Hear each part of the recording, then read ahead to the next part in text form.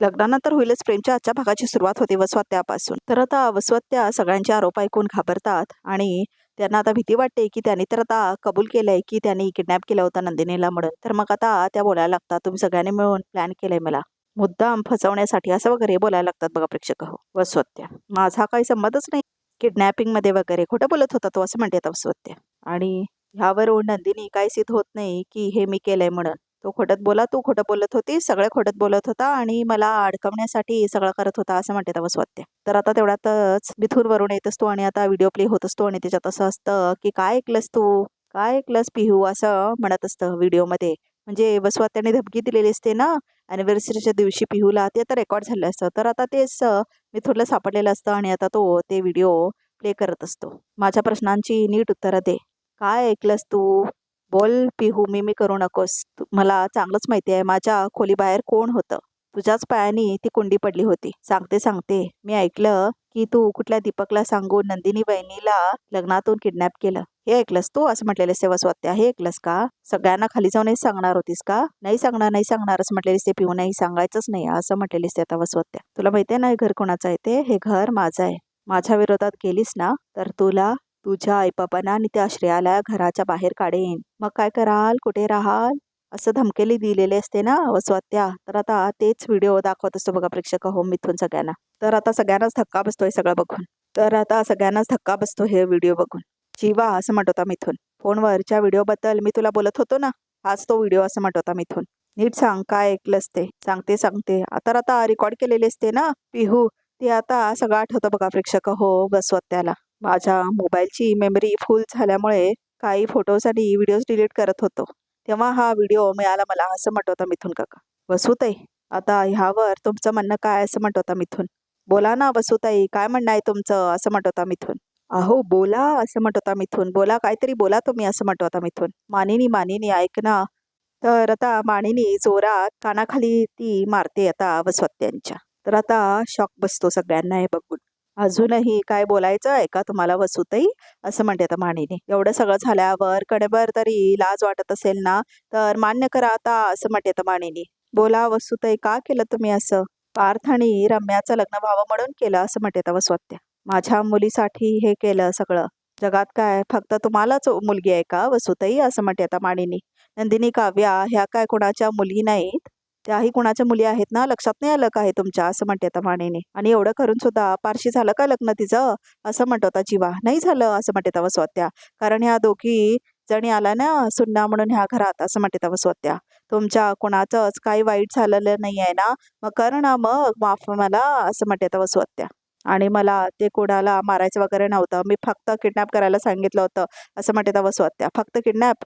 हां, फक्त किडनॅप, असं म्हणते त्या काव्या. तुमच्या या एका किडनॅपमुळे आमच्या चौघांची आयुष्य उद्ध्वस्त झाले, असं म्हणते त्या काव्या. आमच्या भविष्याची राख रांगोळी झाली, आमच्या स्वप्नांचा चुराडा झाला, मी तुम्हाला सोडणार नाही हा त्याबाई, असं म्हणून आता काव्या गळा धरते वसवत्याचा आणि दाबते जोरात. काव्या, आवर स्वतःला, असं म्हणत होता जीवा. तर आता विक्रम पण म्हणतो, काय करते, सोड ग काव्या, असं म्हणत होता तो पण. काव्या, काय करताय तुम्ही, समजताय का तुम्हाला, असं म्हणत होता पार्थ पण. अरे कुणीतरी बाजूला करा ह्या काव्याला, नाही तर ती जीव घेईन माझ्या आईचा, असं म्हणते तर रम्या. तर आता वसवत्याला खोकला लागतो जोरात. तर आता नंदिनी पाणी घेऊन येते आणि देते ती आता वसवत्याला. तर आता वसवत्याला वाटतं नंदिनी तिच्या तोंडावर पाणी फेकेल म्हणून, पण नंदिनी मात्र तिला हातात पाणी देते. आई घे पाणी पी, असं म्हणते तर रम्या. आणि वसवत्याला तर पाणी देते हळूहळू, असं म्हणून ठसका लागतो वसवत्यांना.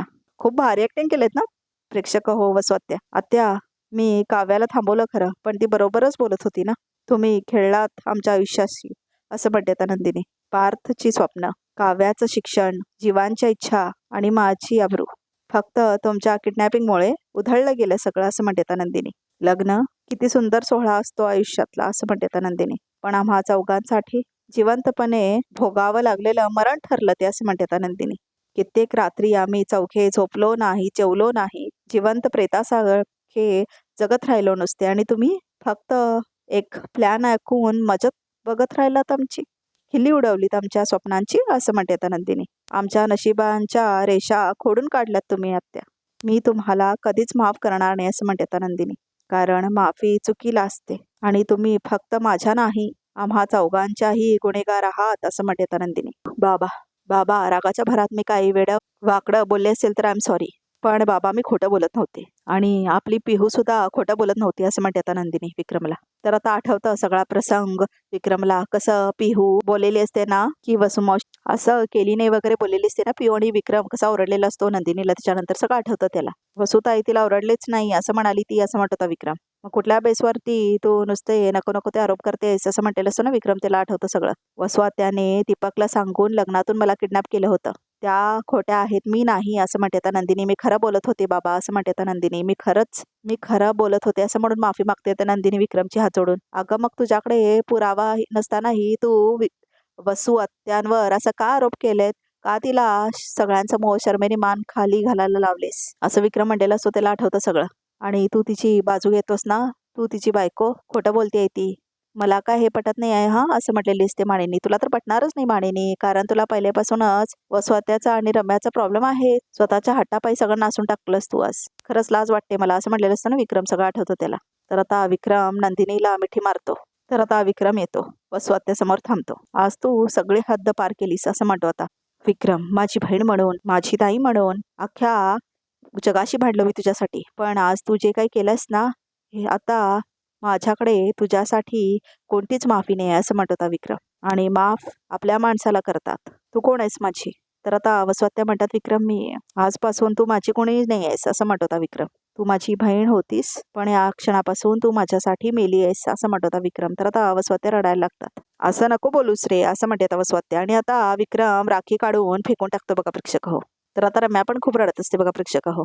ही राखी बांधताना मी तुझ्यावर विश्वास ठेवावा अशी मौनी मागितली होतीस ना तू, पण आता त्याच विश्वासाला तू तडा दिलायस. त्यामुळे या राखीच्या धाग्याला सुद्धा कसलंच मौल्य उरलेलं नाहीये. तेव्हा तुझी कुठलीही गोष्ट नको आहे मला आता. आणि ही राखी सुद्धा असं म्हणतो आता विक्रम. त्या राखीची दोरी सैल झाली होती, कारण ती बांधतानाच मनात काळा बहिरा होता असं म्हणत होता विक्रम वसवत्याला. आणि आता तो राखी जोरात फेकून देतो. तर आता वसवत्या म्हणते विक्रम काय हे? तर आता विक्रम कॉल करतो, पोलिसांना फोन करून बोलवतो असं म्हणतो तो. विक्रम ऐक रे, हात जोडते मी तुझ्यासमोर, फोन करू नकोस पोलिसला, पायाक पडते असं म्हणते आता वसवत्या. मामा ऐक ना असं म्हणते आता रम्या. तर आता माणिनी फोन काढून घेते विक्रमच्या हातातून. खरं तर यांचे काय करायचं हे ठरवण्याचा अधिकार फक्त एकाच व्यक्तीला आहे असं म्हणते माणिनी. ती म्हणजे नंदिनी असं म्हणते माणिनी. मनस्ताप आपल्या सगळ्यांनाच झालाय, पण ह्यांची काळी बेर सगळ्यांसमोर आणून दाखवायची ती म्हणजे नंदिनी, आणि पुरावा आणले ते पण नंदिनीनेच असं म्हणते माणिनी. आणि साक्ष सुद्धा गोळा केले तीही नंदिनीनेच असं म्हणते आता माणिनी.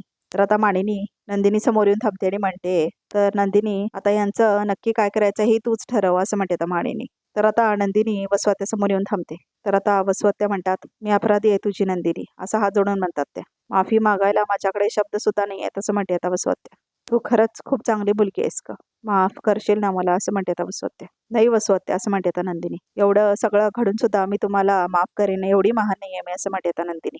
आणि मला व्हायचंही नाहीये, कारण तुम्ही थंड डोक्याने सूड बुद्धी ठेवून हा गुन्हा केलाय, ह्यासाठी मी तुम्हाला कधीच माफ करणार नाही असं म्हणते आता नंदिनी. आणि तुम्हाला शिक्षा देण्याचा हक्क फक्त मला एकटीलाच नाहीये, या घरातल्या प्रत्येक माणसाला आहे. अगं शिक्षा काय देत बसलीस ताई, सरळ घराबाहेर काढा यांना असं म्हणते आता काव्या. तर आता विक्रम म्हणतो, नाही घराबाहेर नाही काढू शकत आम्ही तिला, कारण कागदोपत्री हे घर माझ्या आणि वसुंधरा शितोळे यांच्या नावावर आहे. त्यामुळे या घरावर माझ्या इतकाच हिचाही हक्क आहे असं म्हणतो होता विक्रम. आता ही आणि हिच्याशी संबंधित कुठली गोष्ट नको आहे मला असं म्हणतो होता विक्रम. शिवाय हिच्या सारख्या घाणेरड्या आणि विकृत मनबुद्धीच्या व्यक्तीबद्दल कुणीही कसं राहू शकेल असं म्हणतो होता विक्रम. आणि हा मूर्खपणा मला अजिबात करायचा नाही असं म्हणतो होता विक्रम. हिला हिच्या मुलीचं लग्न पारसोबत करायचं होतं ना, म्हणून ते मिळवण्याचा प्रयत्न केलाच नाही ने. न जाणं उद्या कदाचित सुद्धा माझंच आहे असं म्हणून पुन्हा आपल्याला ओरबडण्याचा प्रयत्न करेल, आणि जे मला नको आहे असं म्हणत होता विक्रम. आजपर्यंत मी माझ्या मुलांच्या सुखांचाच विचार केला आणि आताही करेल. त्यामुळे आपल्या सगळ्यांच्या सुखासाठी आपण ह्या क्षणापासून इकडून निघून जायचं असं म्हणत होता विक्रम. माझी मुलं, माझी सोनं आणि बायको ह्यापुढे ह्या तुझ्या घराचा पाया सुद्धा चढणार नाही तसं म्हणत होता विक्रम. मला हिचा चेहरा सुद्धा बघायचा नाही असं म्हणत होता विक्रम. हिचा चेहरा बघण्यापेक्षा आपण हे घर सोडू असं म्हणत होता विक्रम. जे काही पैसे असतील ना ते सगळे हिला परत देऊ असं म्हणतो विक्रम. स्वतःच्या हिमतीवर नवीन बंगला बांधू, त्यात राहू असं म्हणतो विक्रम. तोपर्यंत हॉटेलमध्ये राहू, पण हिच्यासोबत राहायचं नाही आहे मला आता असं म्हणत होता विक्रम. नाही नाही विक्रम अहो, आपण काय घर सोडायचं? कागदोपत्री जसं हे घर त्यांच्या नावावर आहे तसंच हे घर आपल्या नावावर पण आहे असं म्हणते आता मानिनी. अहो हे आपल्या घराने काय काय बघितलंय, आपल्या मुलांचं बालपण या घराने पाहिलंय, माझ्या मुलांचा गृहप्रवेश याच घरात झालाय आणि उन्हाळे पावसाळे पाहिले तेही इथेच असं म्हणते आता मानिनी. खूप गोष्टींसाठी साक्षीदार आहे हे घर, ते काय नाही, ज्यांनी गुन्हा केलाय ना त्यांनी हे घर सोडून जावं असं म्हणते आता मानिनी. मी आपल्या माणसांना कुठेही जाऊ देणार नाही असं म्हणते आता मानिनी. बरोबर बोलताय तुम्ही असं म्हणते आता नंदिनी. कुणीही कुठेही जाणार नाही आहे असं म्हणते आता नंदिनी. ना आपण घर सोडून जायचंय ना वसुआत्यांना पोलिसात द्यायचं असं म्हणते आता नंदिनी. कारण त्यांना पोलिसात दिलं तर आपल्या कुटुंबाची बदनामी होईल आणि बाहेर चर्चा सुद्धा होईल आणि नाही केलं तरी तेच होणार आहे असं म्हणते आता नंदिनी. ताई काय बोलतेस तू असं म्हणते आता काव्या. म्हणजे एवढं सगळं करून सुद्धा याला काहीच शिक्षा द्यायचं नाही आहे का? शिक्षा मिळेल ना असं म्हणते आता नंदिनी. आजपासून या घरात वसुआत्यांशी कोणीही बोलणार नाही आणि या घरातली सगळी कामं वसुआत्याच करतील असं म्हणते आता नंदिनी. म्हणजे असं म्हणते आता रम्या. या वयात माझ्या आईला तू घरकामाला लावणार आहेस असं म्हणते आता रम्या. एकटीच कशाला, तू तू पण त्यांच्यासोबत सगळी कामं करणार आहेस असं म्हणते आता नंदिनी. कारण तुला सत्य काय हे माहित होतं पण तरी सुद्धा तू वसुआत्यांचीच बाजू घेतलीस असं म्हणते आता नंदिनी. म्हणजे एका अर्थी तू गुन्हेगाराची साथ दिलीस ना, आणि जो गुन्हेगाराची साथ देतो तो स्वतः सुद्धा खूप मोठा गुन्हेगार असतो असं म्हणते आता नंदिनी. म्हणून आजपासून तुला सुद्धा ही शिक्षा असं म्हणते आता नंदिनी. अगं पण मी काहीच केलं नाही असं म्हणते रम्या. रम्या तुला काय वाटलं एवढं सगळं होऊन होता, तुला आणि तुझ्या आईला काहीही बोलायचा हक्क असेल असं वाटतं तुला असं म्हणते आता काव्या. माफ तर मी तुम्हाला कधीच नाही करणार वसवते असं म्हणते आता नंदिनी. कारण तुम्ही जे केलंय तो माणुसकीचा अपमान आहे, नात्यांचा अपमान आहे, विश्वासघात केलाय तुम्ही आमचा असं म्हणते आता नंदिनी. त्यामुळे आजपासून हीच तुमची शिक्षा असं म्हणते आता नंदिनी. यापुढे तुम्ही दोघी या घरात साध्या कपड्यात राहाल, खाली मान घालून वावराल आणि दिलेलं प्रत्येक काम कराल असं म्हणते आता नंदिनी. ह्या घरातला सगळ्यांचा माझ्या माणसांसमोर तुम्ही मला खोटं पाडलात, माझा अपमान केलात ना, पण तरी सुद्धा माझी लाज राखायला हीच माझी माणसं कृष्ण बनवून माझ्यासाठी धावत आली. काय करणार असं म्हणत होता जीवा. कलियुग आहे आणि या कलियुगात सगळ्यांनाच एकमेकांचा कृष्ण व्हावंच लागतं असं म्हणत होता जीवा. मला चक्रव्यूहात अडकवण्यासाठी खूप प्रयत्न केलात तुम्ही वसुआत्या, पण माझ्या ह्याच माणसांमुळे चक्रव्यूह भेदून मी बाहेर आले. आता यापुढे दुसरा कुठलाच महाभारत रचू नका तुम्ही वसुआत्या असं म्हणते आता नंदिनी. तर आता वसुआत्या म्हणतात नंदिनी मला माफ कर ग, मला माहिती आहे मी चूक केली आहे, त्यासाठी मला तोंड दाखवायलाही जागा नाही आहे. बरोबर असं म्हणते आता नंदिनी. बरोबर बोललात तुम्ही आणि म्हणूनच यापुढे आम्हा कोणालाही तुमचं तोंड सुद्धा दाखवू नका असं म्हणते आता नंदिनी. बाबांच्या मनाचा विचार करतोय म्हणून, पण ह्या घरात राहायचं असेल तर कोणालाही तोंड न दाखवता खाली मान घालून वावरावं लागेल असं म्हणते आता नंदिनी. बोला असं म्हणते नंदिनी. आहे मान्य नंदिनी असं म्हणते आता वसुआत्या. मान खाली म्हटलं मी असं म्हणते आता नंदिनी. तर वसुआत्याला परत परत म्हणते नंदिनी मान खाली म्हणत. तर प्रेक्षक आजचा भाग इथे संपतो. बघूया तर रिकॅपमध्ये काय आहे ते. इथून पुढे एकही उचापती केली तर मी यांना सोडणार नाही आहे, कळलं असं म्हणते आता काव्या. या राखीची शपथ, तुझा आनंद मुळासाकट उपटून फेकेन, मी हारली आहे, संपले नाही असं वसुआत्या आता हॅपी फॅमिली बघून मानिनीची फ्रस्ट्रेट होतात आणि म्हणतात बघा प्रेक्षक की त्या बदला घेणार आहेत म्हणून. तर आता नंदिनी जीवाला सांगते की मला काव्या आणि आई सांगत होत्या की त्या कशा रम्या आणि वसुआत्यांना कामाला लावणार आहेत. मग असं म्हणत होता जीवा, पण त्यांना असं राबावून घेणं माहित नाही का मला योग्य वाटत नाही असं म्हणते आता नंदिनी. म्हणजे त्यांनी तुला जखमा दिला, ज्या जखमा तुझ्या मनात अजूनही ताज्या आहेत तरी तुला त्यांचं वाईट वाटतंय असं म्हणतो आता जीवा. तर आता रिकॅप सुद्धा इथेच संपतो. तर प्रेक्षक चॅनलला नक्की सबस्क्राईब करा.